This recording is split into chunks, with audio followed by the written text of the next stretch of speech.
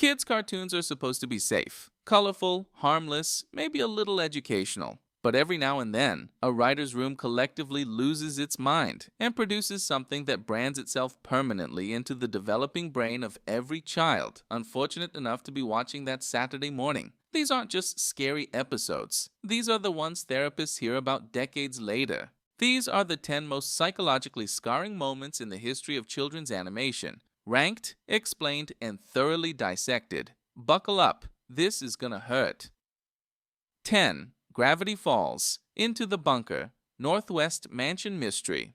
Gravity Falls was never really a kids' show pretending to be one. It was a horror show wearing the skin of a kids' show, and it wore that skin gleefully. Created by Alex Hirsch, the series consistently pushed into territory that felt genuinely unsettling rather than just spooky. But among its many disturbing moments, the shapeshifter scene from Into the Bunker stands out as a masterclass in body horror for the elementary school set. The creature in question can mimic anything, including Dipper, including Mabel, and it does, cycling through screaming, distorted versions of their faces while trapped and furious. It's the kind of scene that teaches kids, on a primal level, what it means for something familiar to be wrong. The uncanny valley, weaponized for a 10-year-old audience.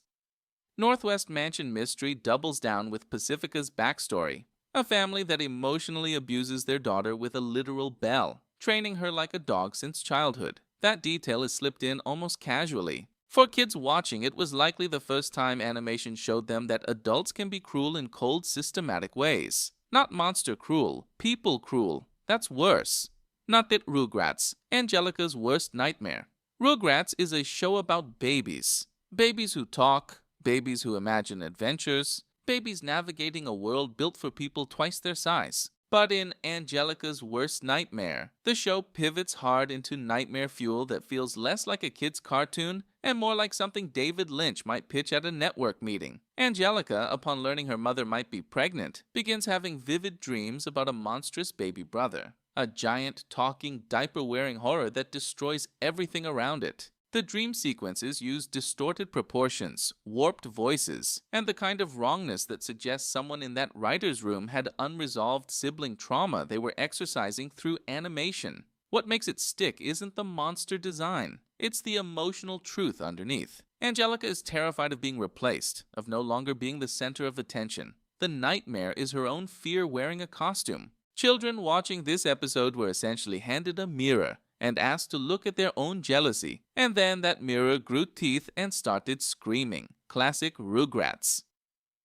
Atot, Courage the Cowardly Dog, King Ramses' Curse, perfect. You knew this was coming. Courage the Cowardly Dog is practically synonymous with childhood trauma at this point, and for good reason. The show was essentially a Lovecraftian horror anthology, dressed up in pastel colors, and aimed squarely at kids ages 6 to 11. But within a show already built on psychological dread, 2 episodes rise above the rest. King Ramses' Curse introduces its villain through a piece of early CGI animation that, in 1999, looked profoundly wrong. The flatness of it, the uncanny movement, the repeated phrase, "Return the slab," became one of those rare pieces of media that embeds itself in a generation's collective unconscious. The CGI wasn't cutting edge, it was alien, and somehow that made it worse. Perfect is a different kind of horror, quieter, crueler. Muriel tells Courage he's not perfect. The entire episode builds toward a surreal, dreamlike punishment for imperfection, and it ends with a CGI teacher figure whispering that Courage is perfect just as he is, which should be comforting. It isn't. Because the show has already made comfort feel deeply suspicious, Courage didn't just scare children, it conditioned them to distrust safety. That's impressive and deeply irresponsible. 7. Hey Arnold. Arnold visits Arnie. Helga on the couch. Hey Arnold presented itself as a grounded, urban slice-of-life cartoon. Kids living in boarding houses, street ball, friendship, and then, without warning, it would drop an episode so psychologically specific that it felt like reading someone's therapy notes. Arnold Visits Arnie is a dream episode. Arnold visits his rural cousin and everything is a warped, wrong-feeling inversion of his normal life. His friends are there, but off. His feelings are there, but distorted. It functions like an animated fever dream, and its logic is deliberately surreal in a way that feels more like anxiety than adventure. But Helga on the Ook is the genuine masterpiece of uncomfortable children's television. Helga Pataki, the bully who secretly loves Arnold with an obsessive, all-consuming devotion she's never once acted on honestly, sits across from a child psychologist and systematically unpacks her entire childhood. Her neglectful parents, her emotionally absent mother, her golden child sister who received every scrap of attention Helga never got. It's a 20-minute deconstruction of how trauma creates maladaptive coping mechanisms, written into a cartoon for 8-year-olds. Many of those 8-year-olds recognize something in it they couldn't yet name. 6. The Powerpuff Girls, Speed Demon, Knock It Off. The Powerpuff Girls spent most of its run being delightfully absurd. 3 kindergartners beating up monsters and saving Townsville before bedtime. But every so often, the show would reveal the darkness lurking underneath its pastel surface. Speed Demon sends the girls 50 years into the future, where their absence, they got lost traveling too fast, allowed him, the show's demonic villain, to take over the world completely. Townsville is a hellscape. The people they were supposed to protect are hollow, broken, and furious at them for abandoning it all. The girls caused this by accident, by being too eager to get home. The emotional gut punch isn't the horror imagery, it's the guilt, the specific suffocating guilt of learning that your inaction, even well-intentioned inaction, has consequences you can never undo. Knock It Off involves Professor Utonium's old college roommates secretly mass-producing knockoff Powerpuff Girls using unknown and horrifying ingredients. The knockoffs suffer, visibly. There's a specific shot of failed experiments that haunted a generation. The show managed to ask questions about creation, exploitation, and what it means to bring something to life carelessly in a children's cartoon, and do so without flinching. Thopthas, Dexter's Laboratory, Dial M for Monkey Barbacore. This one requires some context because it was actually pulled from rotation after airing once. Barbacore was a villain designed as a fairly transparent parody of a real-world figure, done in a style that network executives eventually decided was not appropriate for the time slot. The episode itself is strange by Dexter's lab standards, tonally off, more adult in its visual comedy than the show typically attempted. But the reason it psychologically marked the children who did see it wasn't the content exactly. It was the disappearance. Kids who watched it once found they couldn't find it again, couldn't reference it, couldn't confirm whether it was real. In the pre-internet era, that kind of erasure breeds a specific kind of childhood anxiety, the fear that something you experienced might not be real, might not be shareable, might be yours alone in a way that feels more like a wound than a memory. That particular flavor of childhood uncertainty, did I actually see that? Is its own form of psychological scarring. 4. SpongeBob SquarePants, Rockabye Bivalve, SB 129, Squidward in Claustrophobia. SpongeBob is the one every millennial points to when asked about formative cartoon trauma, and with good reason. The show's earlier seasons were genuinely brilliant at hiding existential horror inside bright colors and stupid jokes.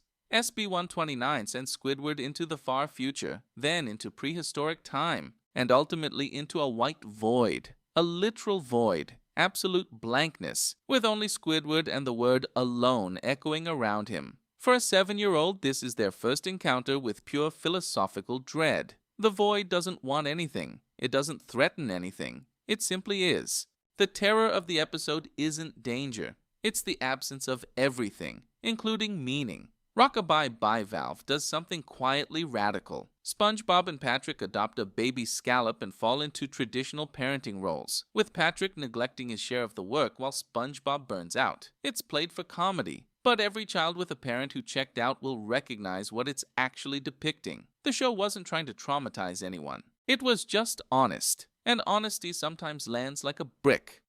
3. Adventure Time, I Remember You, The Lich. Adventure Time occupied a strange and unprecedented space in children's animation.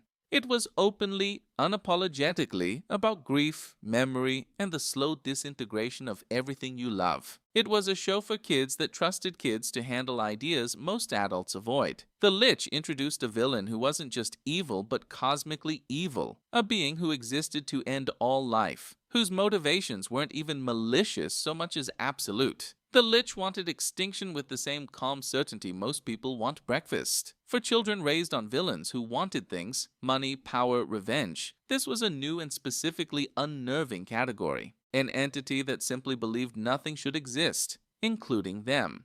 I Remember You does the opposite. It's quiet, personal, and devastating. The Ice King, the show's buffoonish recurring villain, is revealed to have been a kind, gentle man who lost his mind slowly, painfully, to a crown he couldn't remove. The episode is structured as him trying and failing to connect with Marceline, a woman who knew him when he was still himself. It's about watching someone you love disappear into an illness they can't escape, told through a song they perform together that neither of them fully understands. Children watching this learned what it feels like to mourn someone who is still alive. 2. The Simpsons. Bart's dog gets an F, Homer's enemy. Every treehouse of horror. The Simpsons deserves a category of its own because its capacity to scar children operated across multiple registers simultaneously. It could do it through horror, through sadness, through the very specific discomfort of watching adult dysfunction up close. Homer's enemy introduced Frank Grimes, a man who worked hard his entire life, did everything right, and watched Homer Simpson, a lazy and oblivious buffoon, thrive through pure luck. Grimes goes insane and dies. The Simpsons don't really mourn him. The episode ends with Homer snoring through the eulogy while everyone else laughs. It was the show explicitly telling its audience that the world is not fair, that effort is not always rewarded, and that the universe is indifferent to merit. In a children's cartoon, during prime time. The Treehouse of Horror episodes, meanwhile, operated as an annual delivery mechanism for genuine nightmare content. From killer dolls to aliens to the very fabric of reality being wrong, all wrapped in the familiar comfort of Springfield, which made it worse. You expect to be safe there. The show knew that. It used it. 1. Watership Down, 1978, animated film. Technically a film, not a TV episode, but the number of children who encountered this on Saturday afternoon television broadcasts earns it the top spot without question. Watership Down is based on Richard Adams's novel about rabbits searching for a new home, and it is rated U in the United Kingdom, meaning suitable for all audiences. It features graphic animated blood, extended realistic depictions of animal death, a villain rabbit whose entire civilization is built on authoritarian terror, a scene where a rabbit is strangled by a snare depicted in slow, agonizing detail. The Grim Reaper of rabbit mythology, Black Rabbit of Inlay, rendered as a spectral, terrifying entity who collects the dead. It is a film about mortality, freedom, the cost of safety, and the certainty that everyone you love will eventually die. It has beautiful animation. It has a Paul Simon song. And it was broadcast to children on Sunday afternoons across decades as though it were perfectly fine. Which it absolutely was not, and which is why an entire generation flinches at the sight of cartoon rabbits. What all of these have in common isn't malice. Almost none of them were trying to traumatize children. They were made by adults who forgot or never knew where the line between honest storytelling and a 7-year-old's developing psyche actually was. Some of them were brilliant. Some of them were careless. Most were both. And the reason we still talk about them, the reason you clicked this video, is that they worked. They left a mark. They gave us our first encounters with dread, grief, injustice, loss, and the cold indifference of the universe. Which is, when you think about it, exactly what storytelling is supposed to do. We just maybe could have waited until we were 12.